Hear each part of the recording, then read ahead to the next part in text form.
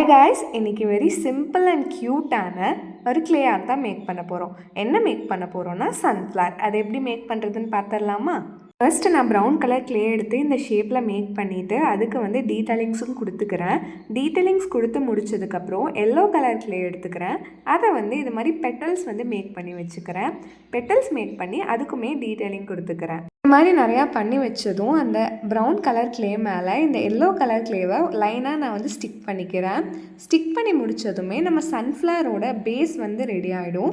Next நம்ம stem make பண்ணணும். அதுக்காக டூத் பிக்கில் நான் க்ரீன் கலர் கொடுத்துக்கிறேன். நெக்ஸ்ட்டு வந்து க்ரீன் கலர் கிளேயில் நான் லீவ்ஸ் மாதிரி மேக் பண்ணி வச்சுட்டு அதுக்குமே டீட்டெயிலிங்ஸ் கொடுத்துக்கிறேன்.